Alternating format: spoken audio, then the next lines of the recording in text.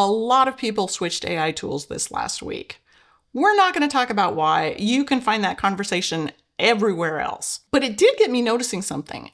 It's getting easier and easier to move between tools, and that's a great thing.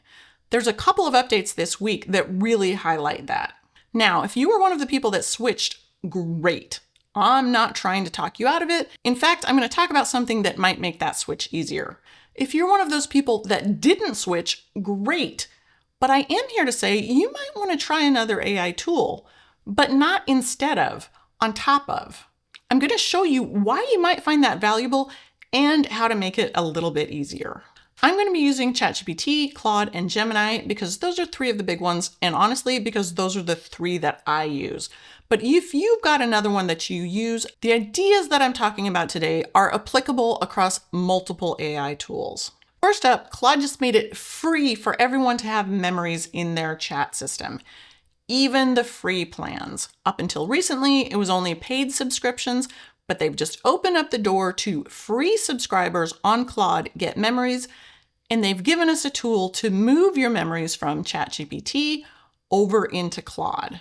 So over at claude.com/import memory, they've given us this get started guide on how to import your memories into Claude. And I said it's a tool, but honestly, it's not even that. It's actually a prompt that you can copy and paste into another system like ChatGPT and retrieve the memories from that chat system.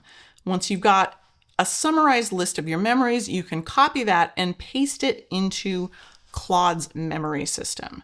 And so if you've been using something like ChatGPT for a while and it knows a bunch about you, you know that that actually makes using the chat system really nice. It knows things about you and you don't constantly have to prompt it with things that you think that it probably should know. So having those memories accessible to your chat system really actually does vastly improve the quality of the responses you get and the interaction that you have with the chat system.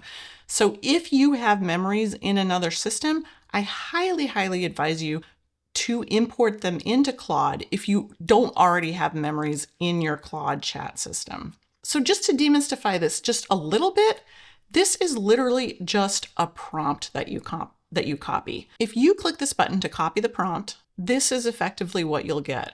It's nothing special. It is just a prompt. It says, I'm moving to another service and need to export my data. List every memory you have stored about me, as well as any context you've learned.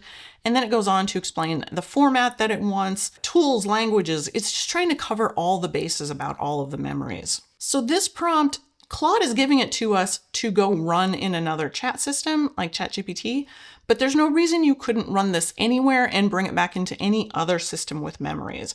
So if you've been using Claude for a while with memories and you're looking to move to ChatGPT, you could run this same prompt in Claude, extract the memories from there, and bring them over to ChatGPT. Or any other system, like I think Gemini has memories on paid plans, you could bring them over there as well. Claude has just given us a really easy way to bring over some of those valuable memories from one system to another. It's definitely worth mentioning at this point that not all AI systems have memories.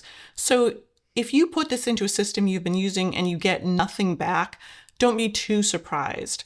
I know in ChatGPT, you have to have a paid subscription to have full memories. I think they have some sort of lightweight memories on the free tier and maybe the Go plans. So definitely depending which system you use, your mileage will vary. But the second update I want to talk about is kind of a bigger deal. This is in OpenAI's projects.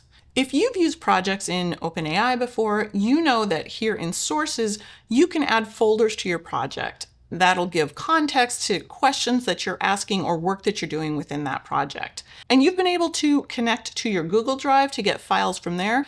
But up until last week, you could only connect your entire Google Drive to that project. And then you had to kind of drill down and find the files that you were actually looking for. But last week they announced that you can now link a single folder from Google Drive into your project. This to me was so surprising that this wasn't possible until now.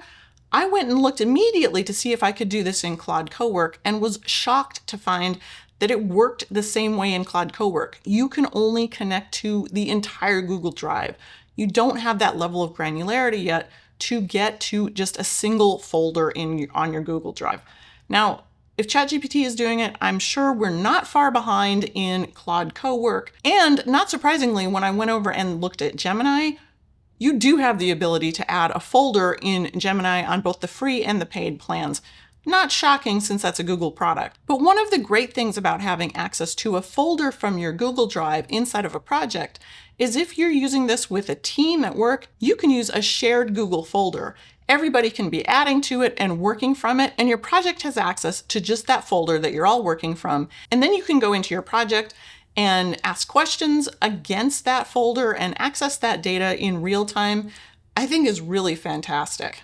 So I've started a project collecting all of the flyers about summer camps that I get. So if I'm looking for a specific summer camp this year for my kids, I can just come in here and ask something like, do we have any summer camps that are specific to swimming? Are there any camps that run the last week of July?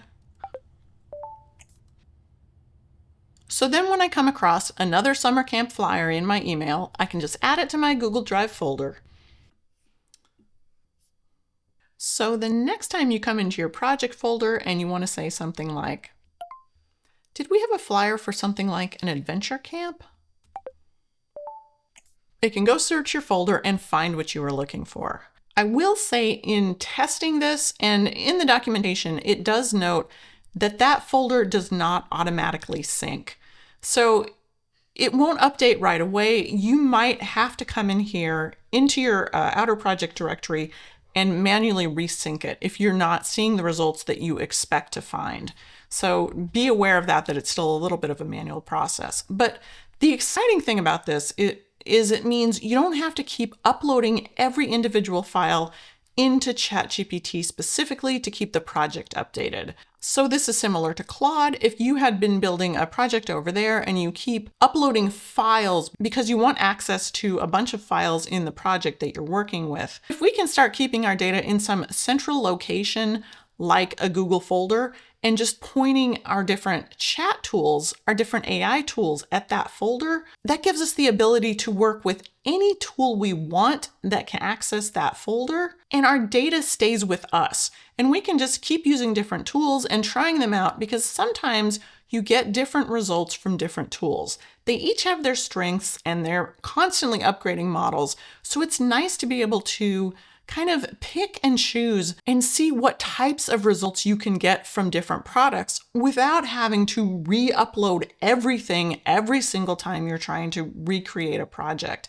It just takes a lot of the groundwork away and gives us a really elegant solution to using a bunch of different models with the same data. So this update, even though it's maybe not the perfect answer, it's a really big improvement. So at this point, you might be thinking, I mean, that's nice, but I have my one system that I've been using and I like it.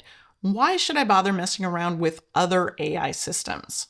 They really do all have their strengths and weaknesses, and they all give slight variations on an answer. Sometimes I like to actually ask the same question of multiple AI tools because they come at it from a slightly different perspective, or sometimes I'll get a slightly different nuance to the answer in one AI tool versus the other. Let me show you. So let's ask the same question of ChatGPT and Claude and Gemini and just see what the differences are between the answers. Okay, so I know a lot of people are doing these like really extreme diets, like, I don't know, carnivore where you only eat meat, or vegan where you only eat, vegan stuff. And that's really great for them. I don't think I could really do that. Except I think maybe if I invent a new really restricted diet, I think I might be able to stick to it if it was chocolate cake. So could you give me like a 3-day meal plan for the chocolate cake diet where everything is chocolate cake and, we stick to a reasonable calorie count per every day of 2,000 calories? ChatGPT, Claude, and Gemini. Let's see what we got. ChatGPT, if the rule is everything must be chocolate cake, the only way to keep this remotely workable is to vary the type of chocolate cake.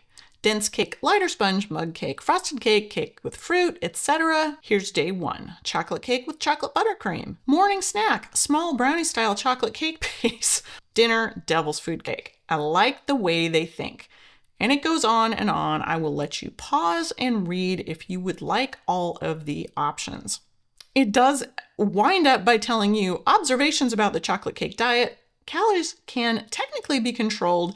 However, blood sugar spikes would be frequent. Hunger would likely return quickly despite calories.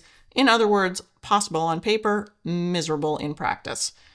And then it goes on to ask if we want recipes for a secretly healthy chocolate cake diet. I kind of like that. Zucchini chocolate cake, oatmeal chocolate cake. That's actually helpful. Claude. I love the logic here. If you're going to commit to a restrictive diet, at least pick the one thing you'd never get tired of. Okay, let's do this properly. Breakfast, 1 slice of classic chocolate layer cake. Lunch, 1 generous slice of German chocolate cake with coconut pecan frosting. Getting a lot of variety there. Day 3 is worth a call out. The morning snack is 1 slice of chocolate olive oil cake, the healthy option. I would note that while this plan is perfectly calibrated for joy, your body would be missing a few minor things like protein, fiber, vitamins, and the will to live past day 2. And on to Gemini. Right up front, while the idea of a 2,000 calorie chocolate cake diet sounds like a dream, it's important to note that relying solely on cake, even within a specific calorie limit, would leave you short on essential nutrients like fiber, protein, and various vitamins. That said, if we're exploring this for the sake of a fun 3-day sweet tooth experiment, here's what it would look like. 2 thick slices of chocolate zucchini bread. They're already trying to sneak in the veggies for us. Lunch, a large slice of double chocolate bundt cake, and snack is a few chocolate cupcakes without frosting to keep the energy up. Again, this continues in a similar manner. If you want, we can look into protein chocolate cake recipes or black bean brownies. Would you like me to find you some healthier options? So I love that Claude and ChatGPT both really took the fun spirit that it was intended. Gemini did a great job as well, with a little bit more, and I do find this to be very Gemini of it, a little bit more clinical approach of saying, this might not be a really good idea, but if you want, here's the specifications I can give you. So just from that, you can kind of see they all have slightly different personalities. I mean, we've heard a lot about different AI personalities for sure. And some of them took what I asked, but tried to sort of help me think about ways that I might not have envisioned it in the first place. Like, hey, maybe some chocolate zucchini cake wouldn't go amiss here. You might want to think about some other options. So even though this was a slightly ridiculous question, I hope that kind of shows you how you can get slightly different nuances in your answer across different models. Sometimes you don't need that. Sometimes you just need a simple answer. But sometimes when you're really exploring and thinking about things, it's nice to get sort of a broader view of some of the things that maybe you wouldn't have thought of on your own, or even with the help of your usual AI tool. And so back to my original point was it's really nice to see that multiple AI systems are making it easier for us to keep our data in one place or move our data from one chat system to another and use multiple systems on kind of a daily basis. I would say that most days I really do use both Claude and ChatGPT. I very often have questions where I am looking for sort of a broader viewpoint, and it is almost like I want that panel of experts. So I go ask Claude and ChatGPT and Gemini just to see if there's any nuances that I'm missing or if there's something else out there that I'm just not finding in one particular tool on any given day. So if you have a tool you like, that's fantastic. But I would say pick up at least one other one, especially since there's so many free plans available now, and just run them in parallel every once in a while. You'll start to get a feel for the responses you get from the other tool, and you might start to see where some types of questions are better in certain tools than others. If nothing else, it's an interesting experiment to see what sort of personalities the AI tools have. All right, that's it for today. If you found that helpful, hit that like button. If you're interested in more of this kind of content, hit that subscribe button. Thanks for watching. I'll see you next time.